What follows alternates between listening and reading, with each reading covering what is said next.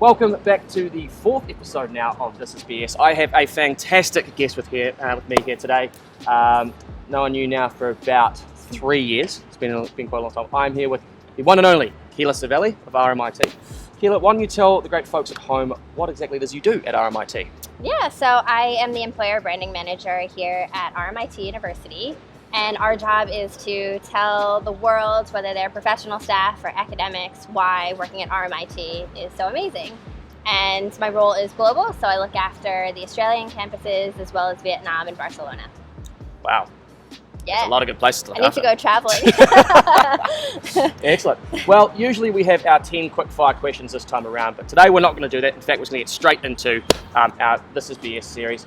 So for those who don't know, we take 3 really important things in your life that you think are BS, and we try to offer some real-time solutions. So, Quila, why don't we run right into it? What is your first BS today? Great. So my first BS that I want to call out that I've seen in the smaller companies that I've worked in all the way to the largest companies in the world that I've worked in is that HR practitioners rarely get to be part of the fun employee experiences, whether that's through the piloting of new technology in recruitment, being part of some of the decision making with EVP focus groups, or even little things. Well, I think they're pretty big, but the events like the holiday parties.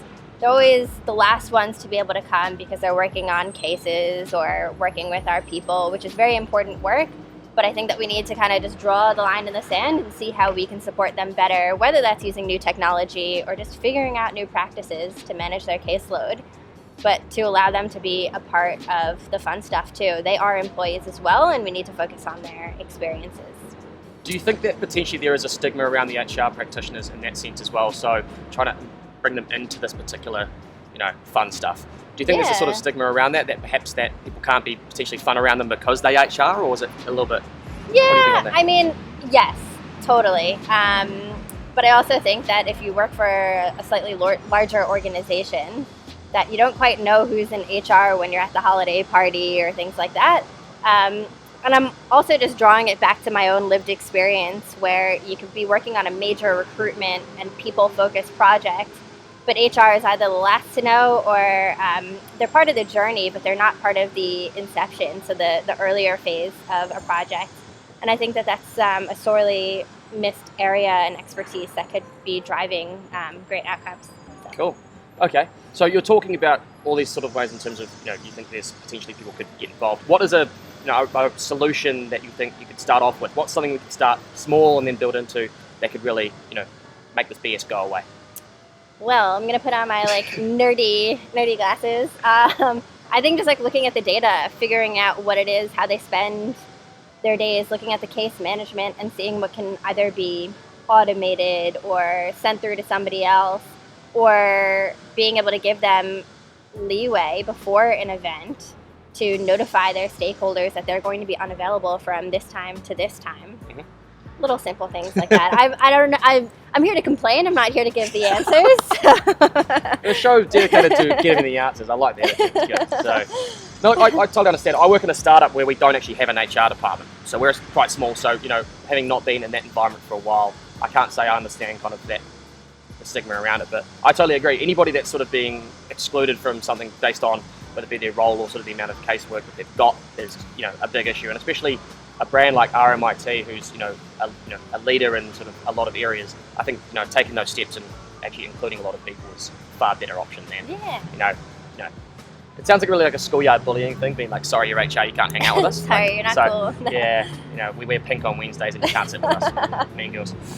Cool, no, I totally agree. I personally myself haven't had to deal with it for a while, so I couldn't say yes or no on that, but I think it actually is quite a problem. So that's BS number 1, and you're 1 for 1, which is always a good start. So we're 1 down, we're now on to number 2. So what's your second BS today? So my second BS is companies taking too long to try new things. And I know that there are very risk-averse companies out there. There are long governance processes that need to happen. 7 people need to sign off on an idea. I get it. Oh. But then sometimes you miss out on a great opportunity, not because the technology burns out and dies, but because the ante, the fun behind it does. Wow. And an example of that is how well Macca's did with their recruitment drive using Snapchat about 2-3 years ago. I don't know the numbers specifically, but they were one of the first companies to do it, and everyone wanted to get on top of that. Another great example is how Telstra used Periscope for their customer care. So they do these customer care videos, they'd log on live for like 30 minutes a week, and it would be frequently asked questions that were being addressed. And that significantly drove down their call volumes during that period of time. But a new technology that is literally taking over my life right now, I'm always like this, is TikTok. I think it's hilarious. But what we're seeing in employer branding, and what I have actually just looked at Paul Jacobs on LinkedIn, he's been doing these videos that just collate all the employer branding videos that are happening globally. They are so funny, but they show just like the really fun side of working at a company. It's not Wall Street Journal, I think it's maybe Washington Post, that just did such a funny job doing it. So Paul Jacobs on LinkedIn, I think he's got 3 YouTube videos that he's already collated. So try something different. Don't take forever before TikTok isn't cool anymore. Thank you. As a startup who has that problem, when people go, yeah, we'll buy you 2 in about 6 months' time, and then something down the line happens. So I'm not gonna contest it's exactly that, because we don't. We're in the exact same boat. So especially with the tech revolution, the way it works, you usually have about maybe 1 to 2 year cycles of new technology coming through that really start to grasp. The only ones that have really stuck around long term are Instagram and Facebook in terms of that. So what do you say to those platforms that have staying power that people still aren't adopting? What do you say to that? So they have staying power that people aren't adopting. Yeah. So for example, a lot of customers still aren't utilizing Facebook for their recruitment, for example. Yeah. People aren't utilizing Instagram for their employer brand. Yeah. So look, I actually, in a previous life, I worked on a social media team, and you can't be on every single channel. You've got to be on the channels that work best for your audience and what work best for your team.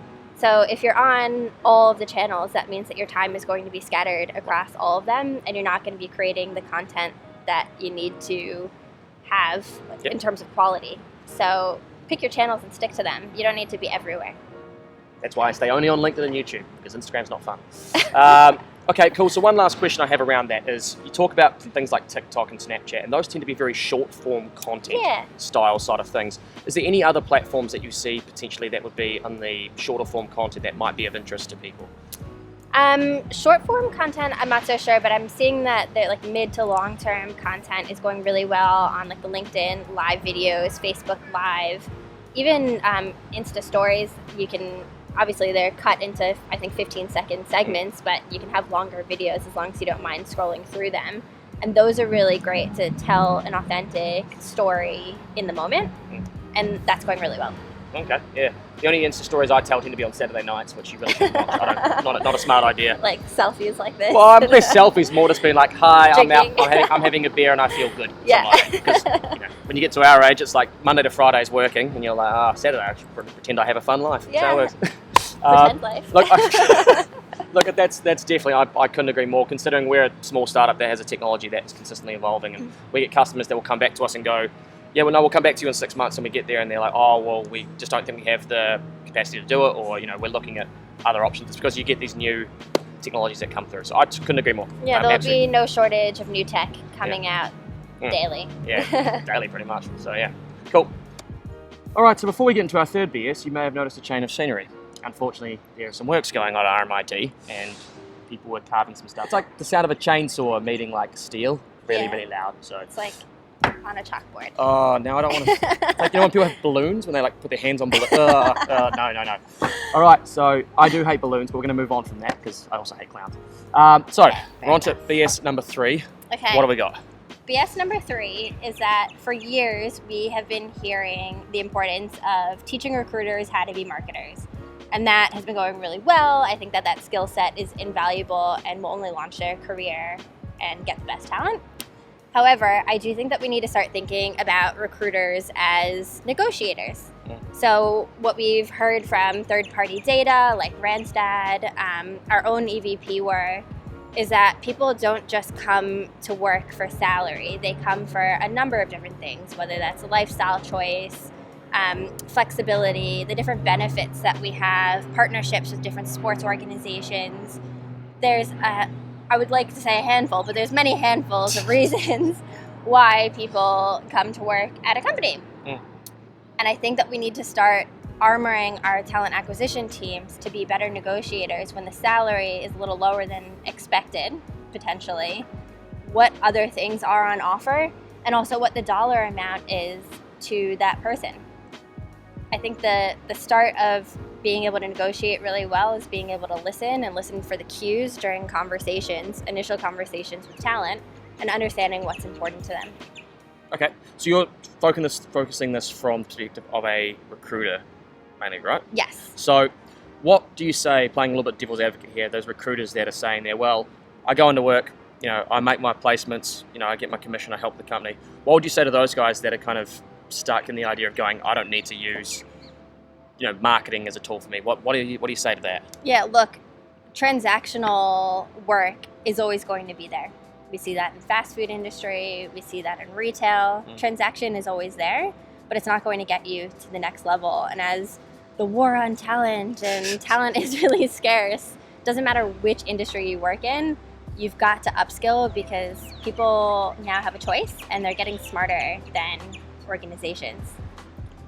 Okay, interesting. So what would be so I'm going to take this in a two-pronged sort of delivery. You've got a seasoned veteran recruiter and someone brand new to the industry. Let's start with the person who's brand new. What would you say to them, the brand new recruiter coming in, what would you say to them in regards to you need to be a marketer? How would you tell them that they need that? Yeah, well, I think it's, first of all, setting expectations in the recruitment process like you would with anyone. But I think it's also showing your cards and talking about the tools that you have as an organization that you are going to invest in this person with. So for example, at RMIT, we have made an investment in social talent, and our team has been doing it for, I want to say, almost the last whole year. So for those who don't know what social talent is, could you describe what social talent is? Social Talent is a great company that launched out of Ireland. It's an online learning portal, and it's everything from topics around marketing, sales, diversity and inclusion, talent attraction. They even teach you about SEO. So you get to learn about all the things that work on the peripheral of doing your job really well. And you learn it from industry experts in that designated field. So like Bill Borman, for example, did a ton of videos in talent and inclusion. And you've got some star marketers that are also doing a lot of content on there. Awesome.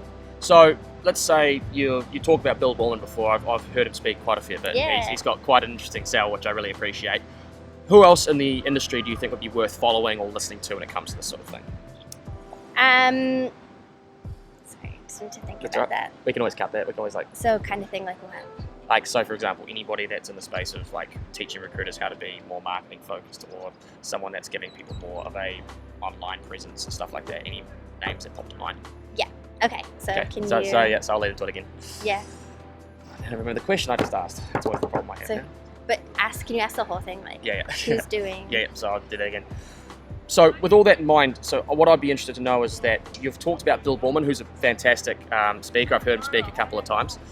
He's got some great insights, but is there anybody else in the industry that you think would be worth kind of listening to across all the facets you've talked about today? Yeah. Is there anybody that stands out to you that would be worth a listen? Yeah, so I subscribe to Hung Lee's Brain Food, and every Sunday, without fail, I get his newsletter. I read it on Monday morning on the way into work, and the content that comes out of his newsletter is incredible, and it's content that I wouldn't have received otherwise. So, thanks, Hung. Little plug. there. But then you also see other people having star LinkedIn presence and just showing their authentic lifestyle. I think Mark Puncher is also a really great person, not just on LinkedIn, but on Instagram, his Insta stories. He shows stories about his daughters, about his wife, but also behind the scenes video content that he's doing with his customers. And that guy is just soaring. He's doing so well. He's phenomenal. He came in and spoke at the cluster for Video My Job and actually did a presence there, which is always good. Another person who's really good to listen to if you want to speak about EVP is Margie Kwan. Yes, she does. So she's I interrupted. No, that's right. So she's phenomenal. So she does some work with us as well, and she really gets to the heart of the employer brand problem and a lot of sort of things. So I think everyone you've spoken about there brings something different to the table, which I think is important. One thing that I tend to find when it comes to people asking for tips on this sort of thing is they'll tend to go to sort of one person with one technique and not sort of try and adapt multiple tools. As someone who works in video specifically, there are so many people I look at, from individual content creators through to full companies, to kind of see what's important. And one thing I really like about Hung's brain food side of things is that his topics always have relevance. There's no fluff to them. There's always kind of relevance in terms of importance to someone like me and you who's like reading this going, well, it affects me in some capacity in my role. So I think that's really interesting, all those guys. What I really like about Hung's content is that he's an aggregator of good content. It's never pushing his own agenda. It just gives a few lines of his point of view on the topic, like you would if you were posting anything on LinkedIn.